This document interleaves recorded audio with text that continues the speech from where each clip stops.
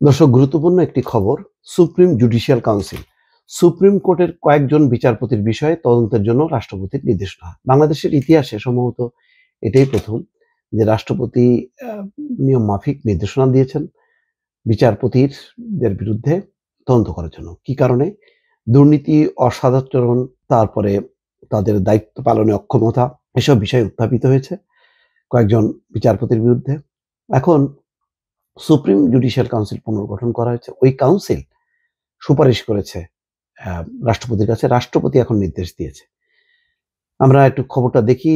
রাষ্ট্রপতি সুপ্রিম কোর্টের কয়েকজন বিচারপতির বিষয়ে তদন্তের জন্য সুপ্রিম জুডিশিয়াল কাউন্সিলের কাছে নির্দেশনা পাঠিয়েছেন। সেই অনুযায়ী সুপ্রিম জুডিশিয়াল কাউন্সিল আগামী সপ্তাহে তদন্ত শুরু করবে। সুপ্রিম কোর্টের ওয়েবসাইটে আজ সোমবার এই তথ্য জানানো হয়। এর আগে সুপ্রিম জুডিশিয়াল কাউন্সিল সংবিধানের 96 অনুচ্ছেদ প্রয়োগ করে সুপ্রিম কোর্টের কয়েকজন বিচারপতির বিষয়ে তথ্যাদি রাষ্ট্রপতির কাছে পাঠিয়েছে বলে গত 19 ডিসেম্বর জানানো হয়েছিল। আসলে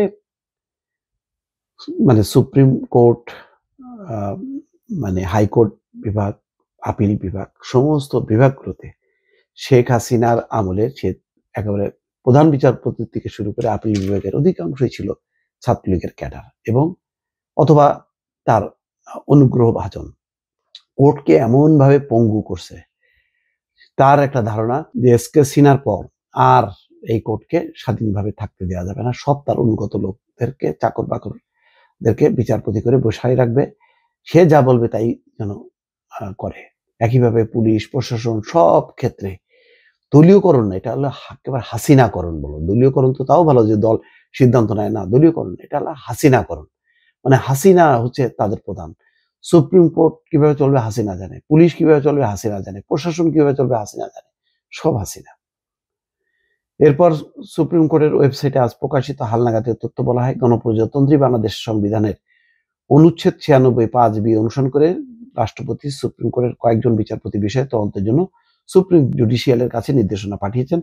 সেই অনুযায়ী সুপ্রিম জুডিশিয়াল কাউন্সিল আগামী সপ্তাহে তদন্ত শুরু করবে। গত বছরের নভেম্বরে সুপ্রিম কোর্টের প্রশাসন এক বিজ্ঞপ্তিতে জানায়, ষোড়শ সংশোধনী রায়ের পর সুপ্রিম জুডিশিয়াল কাউন্সিল গঠন করা হলে ওই কাউন্সিলে কয়েকজন বিচারপতি সংক্রান্ত তথ্য যাচাই বাছাই কাজ চলমান।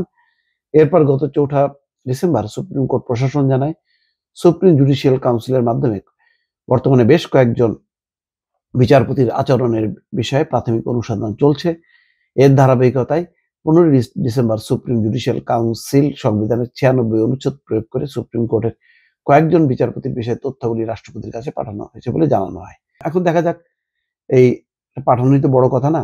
এদের অবসানের ব্যাপারে ছাত্ররা যেভাবে আন্দোলন করছিল, সেই তুলনায় একটা নিয়ম মাফিক তদন্তের মাধ্যমে যদি ব্যবস্থা নেওয়া যায় সেটি ভালো হবে। এখন আন্দোলন করে আন্দোলনের মুখে বিচারপতি পদত্যাগ, রাষ্ট্রপতি পদত্যাগ, এটা ঠিক না। এখন একটা সাংবিধানিক কাঠামো আছে, এই কাঠামোকে আত্মস্থ করা উচিত না। এই কাঠামোর আওতায় সর্বোচ্চ যেটা ভালো হবে সেটা সবাই মিলে আলাপ আলোচনা করে এগোতে হবে। এটাই হচ্ছে বার্তা। দর্শক ভালো থাকবেন। আল্লাহ হাফেজ।